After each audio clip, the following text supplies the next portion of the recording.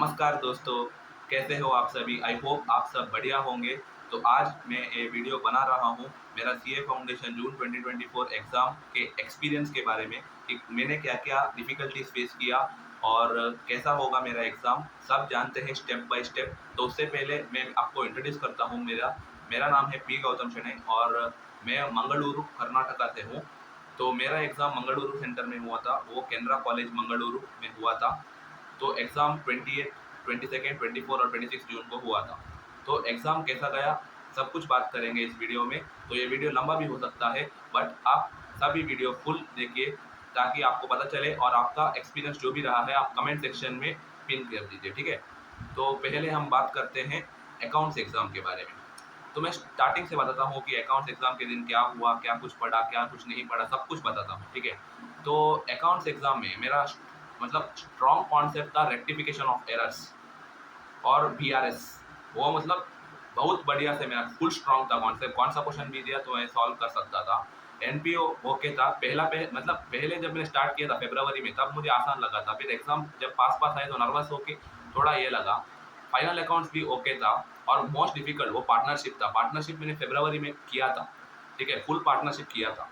But जब जब exam नजदीक आया ना तो पार्टनरशिप देख के डर लगने लगा क्योंकि वो खतरनाक एडजस्टमेंट्स बहुत खतरनाक थे भाई। वो एडजस्टमेंट एग्जाम पास आते मैंने सोचा कि पार्टनरशिप को ड्रॉप कर देते हैं क्योंकि कैसे भी ऑप्शन आता है ना अकाउंट्स एग्जाम में। तो मैंने सोचा कि पार्टनरशिप को ड्रॉप कर देते हैं, तो उसी कारण मैंने पार्टनरशिप को छोड़ दिया। बाकी इन्वेंट्री चैप्टर तो था ही। इन्वेंट्री में एक 7-8 इलस्ट्रेशंस थे आईसीआई मॉड्यूल में, वही मैंने ऐसा कुछ मतलब याद किया क्योंकि मुझे पता था कि आईसीआई मॉड्यूल अगर आप पास्ट क्वेश्चन उठाओगे तो आपको दिखेगा कि वही क्वेश्चंस घुमा फिरा के दे रहे हैं वो। मतलब 7th का इलस्ट्रेशन का 0.6 में दे रहे हैं। अगर आपको सभी एडजस्टमेंट ठीक से अगर आपने मतलब लॉजिक पता भी नहीं चला, अगर आपने रट्टा मार लिया ना तो एग्जाम क्रैक हो जाएगा। वो मुझे यकीन था, इसलिए मैंने इन्वेंट्री मुझे उतना समझ में नहीं आया था, इसलिए मैंने जो इंपॉर्टेंट पॉइंट्स थे, जो आईसीआई मॉड्यूल का लाइन था, सब कुछ मैंने रट्टा मार लिया था क्योंकि इन्वेंट्री मुझे पता था कि रट्टा मारने से चल जाएगा। और डेप्रिसिएशन तो ईजी कॉन्सेप्ट था भाई। मैंने पीवाईक्यू सभी सॉल्व किया था, तो डेप्रिसिएशन मुझे लगा तो आसानी से हो ही जाएगा। और बाकी चैप्टर्स भी ओके से थे, मतलब थियरी ट्रू और फॉल्स क्वेश्चन, मैंने एक अभी ट्रू और फॉल्स का एक मैराथन चल रहा था यूट्यूब सेशन में, वो देख लिया, वो काफ़ी रहा। और यूट्यूब ट्रू और फॉल्स भी ओके था। और बाकी अगर हम बोले तो जर्नल एंट्रीज, वो लेक्चर, वो पहले का लेसन्स, वो सब तो ठीक ही था। उसके बाद मेन आता है ये पार्ट, कौन सा, कंपनी अकाउंट। कंपनी अकाउंट सबसे इजी चैप्टर था, वो पहला अलॉटमेंट ऑफ शेयर्स और नया भी आया था वो बाईबैक ऑफ सिक्योरिटीज, बाकी सब कुछ आया था। वो भी ओके था, मुझे आसान था जनरल एंट्रीज क्योंकि वो इजी था जनरल एंट्री। मुझे कंपनी अकाउंट बहुत ही पसंद था, बट पार्टनरशिप पहले इजी था, जब एग्जाम करीब आए तब। तो बात करते हैं एग्जाम के पिछले दिन, ठीक है। एग्जाम 28 जून को था, तो 18-19 जून को पढ़ाई करने बैठ गया।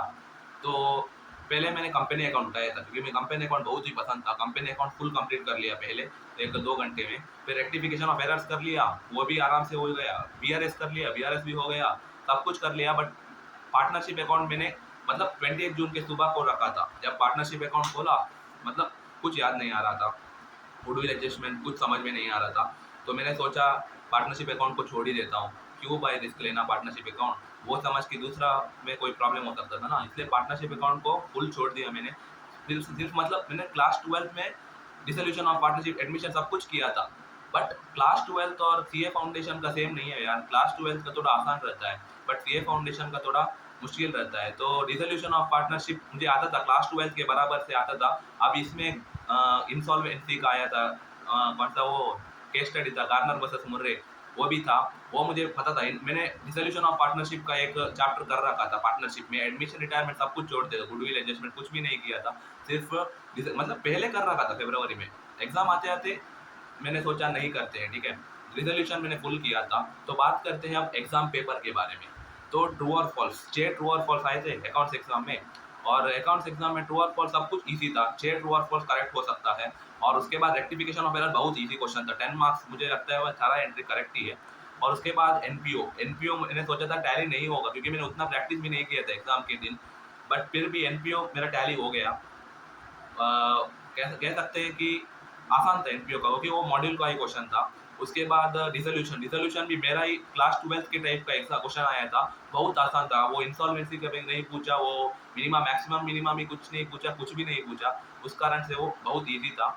उसके बाद इन्वेंट्री का चैप्टर मैंने बोला था घुमा फिरा के वही आया। बीआरएस था, वो ऑप्शन में था इन्वेंट्री, मैंने मैन्युफैक्चरिंग अकाउंट किया, मैंने बीआरएस नहीं किया।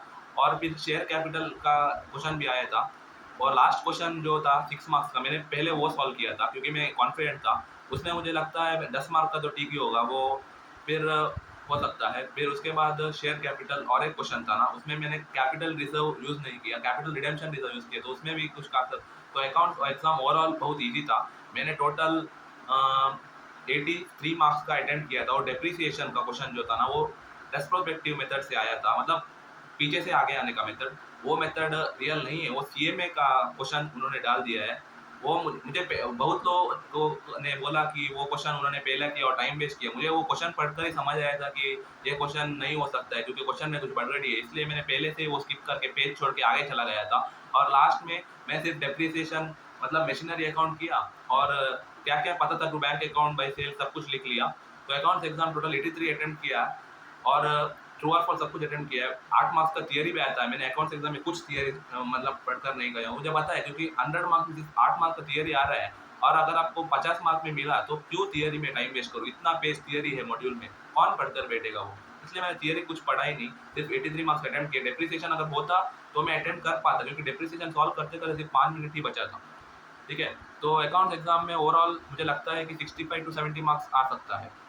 ठीक है, तो सेकंड पेपर के बारे में बात करते हैं। अकाउंट्स एग्जाम आते ही मतलब मुझे सेटिस्फैक्शन था कि मैंने बेस्ट दिया है। तो अकाउंट्स एग्जाम आने के दिन में बहुत खुश था कि एज एक्सपेक्टेड पेपर आया था। सेकंड एग्जाम था बिजनेस लॉस। ठीक है, खतरनाक सब्जेक्ट बोला जाता है सीए फाउंडेशन में बिजनेस लॉस को। तो बिजनेस लॉस का मैं जो बोलूँ, मैंने इंडियन कॉन्ट्रैक्ट एक्ट सारा चैप्टर कर लिया, मैंने 100% कवरेज किया था, ठीक है, पढ़ के। बट एग्जाम के पहले दिन मैं कितना भी, मैं आपको एक आज स्टेटमेंट बोल दूँ, ठीक है, आप कितना भी पढ़ लो, सितंबर अटेम्प्ट वालों देख रहे हो, जून जनवरी अटेम्प्ट वाले कितना भी पढ़ लो आप आज, लेकिन एग्जाम के 1.5 डेज पहले नहीं पढ़ पाए ना, सब कुछ बेकार है। वो मुझे सबसे बड़ी सीख मिली है। ठीक है, मैं आपको अभी बता रहा हूँ, आप भी कितना भी पढ़ लो, एग्जाम के 1.5 दिन पहले अगर आप रिवाइज नहीं कर पाए ना, सब कुछ बेकार है। ठीक है, तो एग्जाम के पहले दिन मुझे बहुत घबराहट सी हो रही थी, क्योंकि सब कुछ याद रखना था। पहले मैंने छोटा चैप्टर से स्टार्ट किया था एलएलपी, क्योंकि मुझे पता था 5 मार्क्स का वहाँ गारंटी से बनेगा। नेगोशिएबल इंस्ट्रूमेंट एक्ट वो भी किया था, 10 मार्क्स तो वहाँ बन गए। छोटे छोटे चैप्टर किया था पहले मैंने, और उसके बाद पहला लेसन इंडियन रेगुलेटरी फ्रेमवर्क, वो भी 5 मार्क का आता है। तो इस तरह मैंने प्लान किया था, 20 मार्क्स कवर हो गए। फिर मैंने सेल्स ऑफ गुड्स एक्ट उठाया, फिर कंपनी एक्ट उठाया, फिर पार्टनरशिप एक्ट उठाया, सब कुछ किया। ठीक है, तब रात बज गया, सुबह इंडियन कॉन्ट्रैक्ट फुल रिवाइज करना है। इंडियन कॉन्ट्रैक्ट सुबह कैसे तैसे करके 6 चैप्टर रिवाइज कर, मतलब 6 यूनिट रिवाइज कर लिए। बेलमेंट एजेंसी और कॉन्ट्रैक्ट ऑफ इंडेमनिटी गारंटी, मतलब कॉन्ट्रैक्ट ऑफ इंडेमनिटी गारंटी मैंने कर लिया था। बेलमेंट और एजेंट सबसे बड़ा चैप्टर था, और तो मुझे सुबह लगा कि नहीं चाहिए, छोड़ देते हैं। मैंने पहले पढ़ रखा था, बट एग्जाम के पिछले दिन नहीं पढ़ पाया, तो छोड़ दिया। जो होगा देखा जाएगा सोच लिया और चल दिया एग्जाम में। जब मैं बस में जा रहा था एग्जाम सेंटर, तो मैं भूलने लग गया था कि मैंने सोचा कि फ्रॉड का डेफिनेशन याद कर लेता हूँ, कुछ याद नहीं आ रहा है। मैं फुल डर गया गाइस कि क्या करूँ, कुछ समझ में नहीं आ रहा था। फिर मैंने बुक बंद कर दिया और बैग में रख दिया, और फिर सोचेंगे डायरेक्ट एग्जाम ही देंगे। फिर जब एग्जाम स्टार्ट हुआ ना, तो मेरा मतलब बॉडी सब गरम गरम हो रहा था, क्योंकि डर के कारण। मैंने क्या किया पता है, मेरा साथ में जो मतलब और एक बंदा बैठा था जो एग्जाम देने आया था, मैं उससे बात करना स्टार्ट कर दिया कि कैसा चल रहा है, तू क्या करता है, मतलब क्या कौन से कॉलेज में पढ़ रहा है। तो मैं थोड़ा कूल हो गया, वही गेम चेंजिंग पॉइंट था मेरे हिसाब से, क्योंकि मैं बहुत नर्वस था। जब मैंने उससे बात किया ना, तो जब मैंने उससे बात किया तो वो भी मुझसे बात करने लगा, तो मेरा मतलब मैं कूल हो गया थोड़ा। जब मैं कूल हुआ तो मेरा बॉडी टेम्परेचर भी नॉर्मल हो गया, और मैं कॉन्फिडेंट रहा। उससे पहले मैं फुल नर्वस था, वही गेम चेंजिंग पॉइंट था। जब बिजनेस लॉस पेपर आया, 15 मिनट में पेपर भी नहीं पढ़ पाया, इतना लेंथी पेपर आया था हमको। और जब बिजनेस मुझे फुल नहीं पढ़ पाया, मैंने डिसाइड कर लिया ऐसे तैसे कि कौन सा क्वेश्चन करना है। और ओवरऑल मैंने बिजनेस लॉस में टोटल 85 मार्क्स का जो अटेम्प्ट किया होगा, वो फर्स्ट वाला क्वेश्चन में जो पहला कॉन्ट्रैक्ट ऑफ इंडेमनिटी गारंटी, वो मैंने नहीं किया हूँ, समझ में ही नहीं आया। फिर एक ऑप्शन वाला क्वेश्चन, बहुत लेंथी क्वेश्चन आया था, वो मुझे समझ में ही नहीं आया क्वेश्चन। मैंने ऑप्शन का प्रोविजंस लिख लिया सेक्शन 64 के बारे में, और कुछ नहीं लिखा। और उसके बाद और एक क्वेश्चन जो था, कौन सा, वो सेल ऑफ गुड्स अप्रूवल, वो भी मुझे टाइम नहीं पड़वड़ा।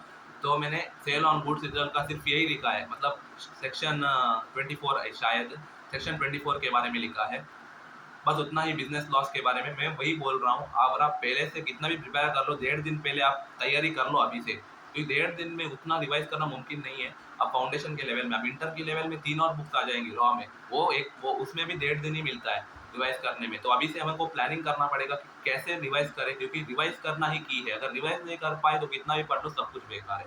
तो पेपर नंबर 3 के आगे बढ़ते हैं, क्वांटिटेटिव एप्टीट्यूड यानी मैथ्स, स्टैट्स और एलआर।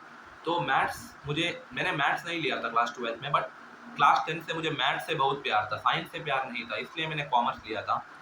और मैथ्स का पेपर आसान ही था गाइस, कोई मुश्किल तो नहीं था। ओके, मुझे आका मैंने टोटल 77 मार्क्स अटेंड किया है, मेरे हिसाब से एक 4-5 मार्क्स तो 6-7 भी रॉन्ग हो सकते हैं, तो 65 to 70 के रेंज में मिलना ही चाहिए। मैथ्स बहुत आसान था, लॉजिकल रीजनिंग थोड़ा ट्रिकी क्वेश्चन आया था, मैथ्स ईजी था, और स्टैट्स भी बिल्कुल ईजी था, ठीक है। और मैं अभी बताता हूँ मैंने एग्जाम के 1.5 दिन पहले कैसे प्रिपरेशन किया। देखिए, 1.5 दिन में मॉड्यूल जो है ना, मॉड्यूल उसको मैंने, मतलब मॉड्यूल के क्वेश्चन सॉल्व नहीं किया था मैंने क्या किया पता है, मॉड्यूल ओपन ही नहीं किया था। सच बोलो, मैं रियलिटी बोल रहा हूँ, झूठ नहीं बोल रहा हूँ, मॉड्यूल ओपन नहीं किया था, ठीक है। सिर्फ मैंने क्या किया पता है, सभी चैप्टर के ना पीवाईक्यू आता है ना, सभी चैप्टर के 5-5 पीवाईक्यू कर लिए, वीडियो से यूट्यूब में अवेलेबल, सभी चैप्टर के 5-5 साल के पीवाईक्यू कर लिया सभी चैप्टर के। तो कॉन्फिडेंस आ रहा था कि 5 पीवाईक्यू काफ़ी है, क्योंकि मुझे पता था मैथ्स कैसे भी करके एमसीक्यू पेपर है, सॉल्व हो ही जाएगा अगर दिमाग लगाएंगे तो ऐसा ही मैथ्स का पेपर बहुत इजी था, तो प्रिपरेशन मेरा वैसा ही था। और सैम्पलिंग का चैप्टर भी आया था, वो हमने यूट्यूब से आकाश अग्रवाल भाई से किया था, बहुत अच्छा पढ़ाते हैं। और उसके बाद हम बोलते हैं बिजनेस इकोनॉमिक्स पेपर, ठीक है। बिजनेस इकोनॉमिक्स का जब एमटीपी आया ना, एमटीपी सभी डर गए थे, क्योंकि क्वेश्चन आप देखे कितना हाई लेवल का था। आपका मॉड्यूल ओके, मॉड्यूल पढ़ लिया फुल, मॉड्यूल पढ़ने के बाद भी एमटीपी सॉल्व नहीं हो रहा है, क्योंकि इकोनॉमिक्स गेम चेंजर था। मैंने सोचा लॉ मुश्किल है, क्योंकि पिछले अटेम्प्ट में दिसंबर वालों का सब इकोनॉमिक्स बहुत इजी था, हमारे अटेम्प्ट में एमटीपी जो है ना फुल हाई लेवल डाल दिया था। मतलब कुछ अलग ही, मॉड्यूल में कुछ है, वहाँ कुछ है, मतलब मॉड्यूल का लैंग्वेज बहुत लो है, वो प्रोफेशनल लैंग्वेज, हमारा उतना एक्सपीरियंस नहीं है ना। तो एमटीपी से सब डर गए थे, सीए फाउंडेशन के बच्चे, मैं भी थोड़ा डर ही गया था, क्योंकि वो एमटीपी बहुत ही हार्ड था। पहले सोचा था बिजनेस लॉ मेरा मुश्किल है, फिर मुझे पता चला कि बिजनेस इकोनॉमिक्स भी मुश्किल हो गया है, बस सिर्फ एमटीपी मुश्किल था, एग्जाम बिल्कुल भी मुश्किल नहीं था, ठीक है। क्योंकि एग्जाम में उतना टफ क्वेश्चन आया ही नहीं, सब बेसिक लेवल क्वेश्चन के आए, एमटीपी सिर्फ डराने के लिए, बच्चों को डराने के लिए।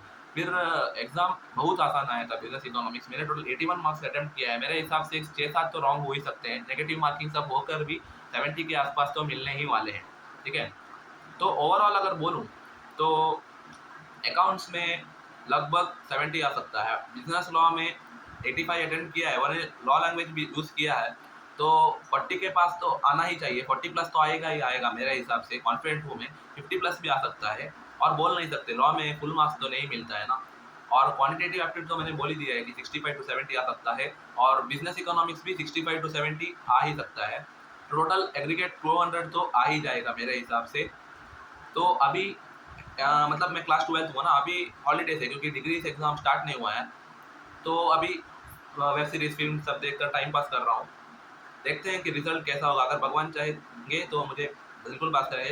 एक बात हमेशा याद रखना, luck may betray you but hard work doesn't, hard work always pays off, ये मेरे फेवरेट सर ने बोला था। आपको जो कुछ भी कंटेंट चाहिए कि मैंने किससे प्रिपरेशन किया था, आप कमेंट बॉक्स में डाल दीजिए कि मैं उसमें वीडियो बनाऊँ, मैं बिल्कुल वीडियो बनाऊंगा। और आप कमेंट सेक्शन में आपका एक्सपीरियंस भी बताइए कि आपका एग्जाम्स कैसा गया, लॉ कैसा गया, मतलब अकाउंट्स कैसे गया, लेंदी था, क्या प्रॉब्लम्स आया, अगर टाइम नहीं रीच हुआ, ऐसा सब।